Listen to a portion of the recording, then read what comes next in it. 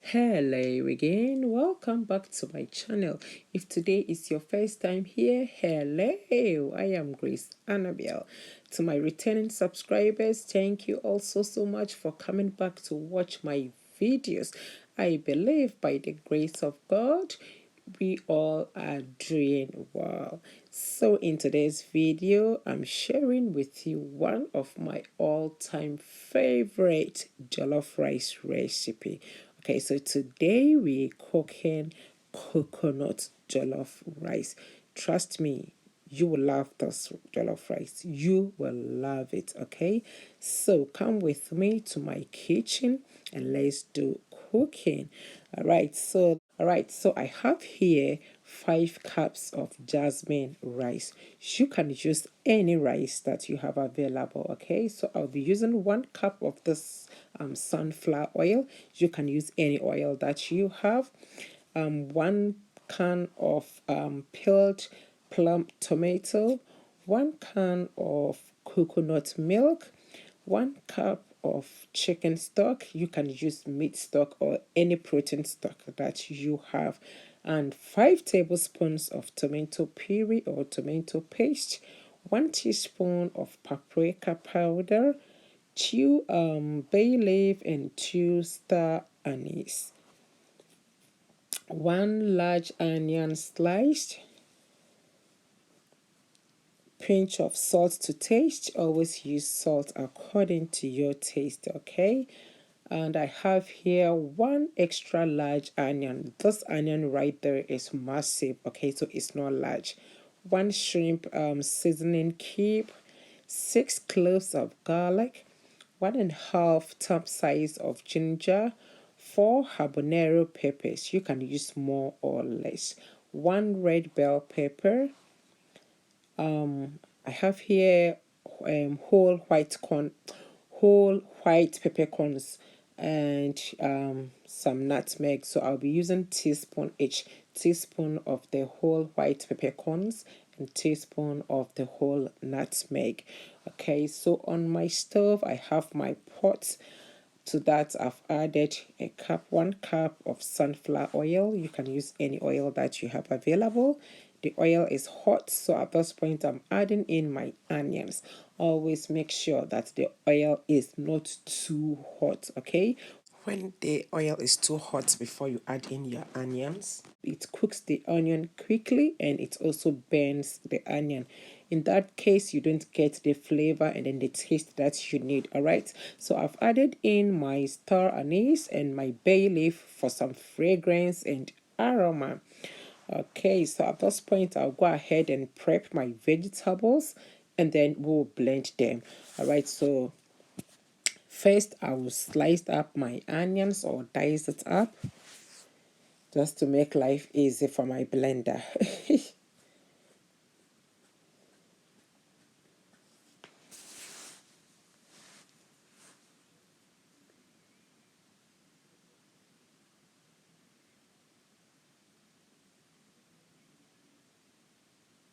Okay, so next is my ginger. I'll slice those as well.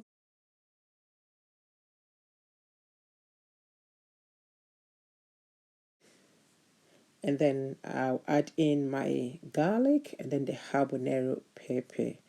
All right, so next is my red bell pepper.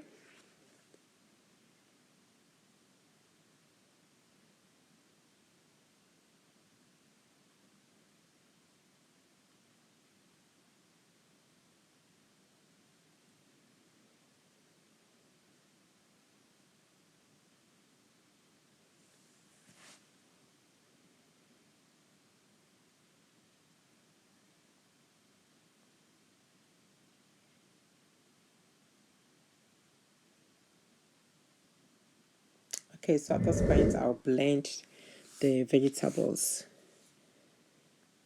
All right, so here I have curry powder, which I forgot to add to the list of ingredients. All right, so I'm adding that in, and if you are not using this type, just use 1 teaspoon of curry powder, any curry powder that you have. All right, so at this point I'm adding in my blended vegetables, which is the onion, the garlic, the ginger, and then the habanero pepper and the red bell pepper.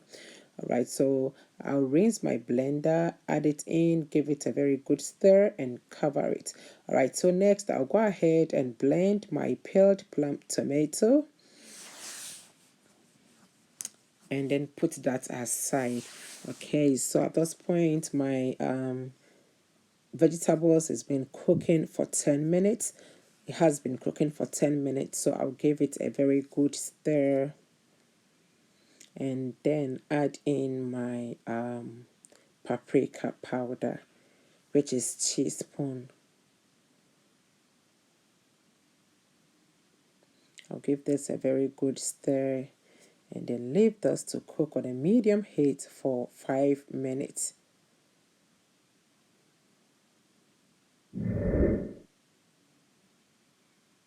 Okay, so it has been 5 minutes and my stew is actually doing well. Okay, it's cooking really nicely. As you can see, it looks so beautiful. So I'll give it a very good stir, and this doesn't look just beautiful. The aroma in my kitchen right now is just amazing. Okay, and then add in my tomato puree or tomato paste. So this is 5 tablespoons. Okay, I'll give this a very good stir and leave this to cook on a low heat for 10 minutes. Low heat. Okay, so this is because I don't want my stew to get burned. All right, I want it to take its time and then cook nicely so that I can get rid of the sharp aftertaste or the tangy taste that you taste in your tomato stew or your tomato sauce. All right.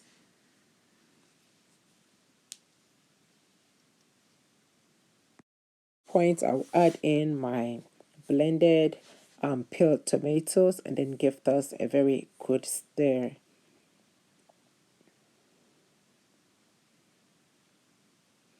Alright, so at this point I'll leave this to cook on a low heat again for 10 minutes.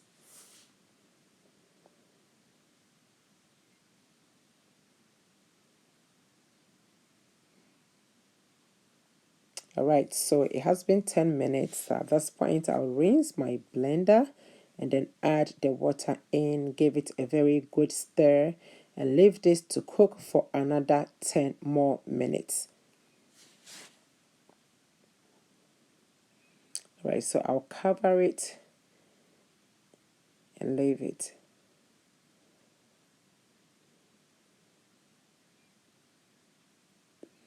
Okay, so it's been 10 minutes now. So after I added in my tomato paste and then the blended tomatoes, I allowed my stew to cook for 20 minutes. Okay, so I stirred the stew in every 10 minutes. All right, so at this point, I'm crushing my whole white peppercorns into the stew, and that is teaspoon. Next, I'll add in my shrimp seasoning and then a pinch of salt. Give this a very good stir and leave this for 10 minutes. All right, guys, so whenever you are cooking tomato stew, make sure that you cook your tomatoes very, very well, okay? Your tomatoes fry me pouch but more than so more fry and tomatoes on it more achi. All right, so at this point I'm adding in my grated nutmeg, and that is 1 teaspoon. Okay, 1 teaspoon of grated nutmeg. I'll give this a very good stir and then leave this to cook for another 10 minutes. Okay, so at this point my tomato stew is well cooked, and so I'm adding in my washed rice.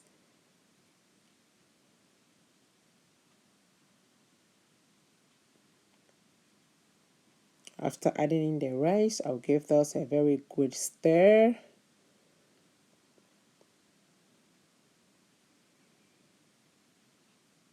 And then add in my coconut milk.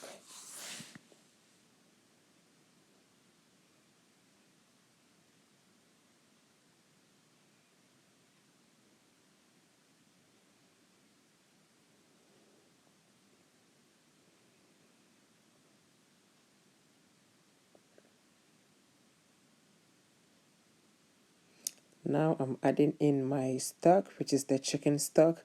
As I said earlier, you can use any stock that you have available. Okay, it could be beef, it could be goat meat, it could be lamb, it could be turkey, any stock that you have. All right. Okay, so after adding it in, I'll give this a very good stir, and also rinse my blender, my coconut milk can with water, and then I'll add that in. So I used 1.5 cup of water. Okay, so I'll give this a very good stir, and then taste for salt. So I tasted for salt and the salt wasn't enough, so I added in some more. And that is always according to your taste, okay? Your preference, what you prefer. All right, so I'll give this a very good stir again. And this time cover it with its lid. Leave this to cook on a low heat for 15 minutes. Low heat, please note that, low heat for the first 15 minutes. Okay, so this is how our jollof rice is looking in the first 15 minutes. I'll give this a very good stir. I'll make sure that I stir to the bottom of my pot. This way my jollof rice will not get burnt, it will not get stuck to the bottom of the pot. All right, so after stirring it, I covered it and left it on a low heat again. So throughout the cooking, after I added in my rice, I cooked on a low heat, okay, throughout. Okay, so I'll leave this to cook on a low heat for 10 minutes.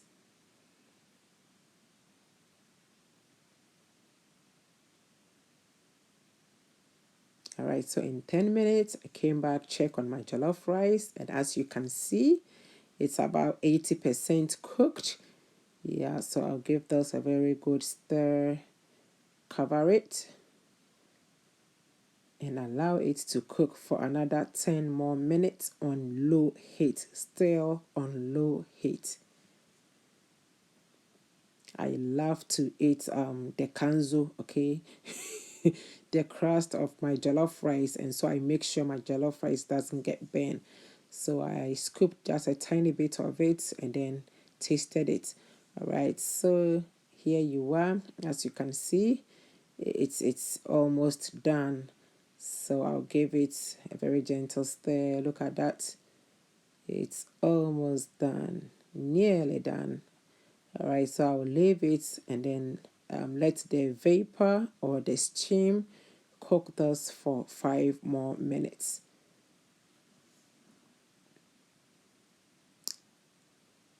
And in 5 minutes, my jollof rice ready. So I had this with some fried red snapper. You can have this with any protein of your choice, all right? And this was so delicious. It was yummy. I really enjoyed this, and I know should you try it, you will also enjoy it because the coconut milk, the star anise, and then the curry powder took the aroma and then the fragrance, the taste, and this jollof rice from Jerusalem all the way to paradise. Okay, guys, so that's it for today's video.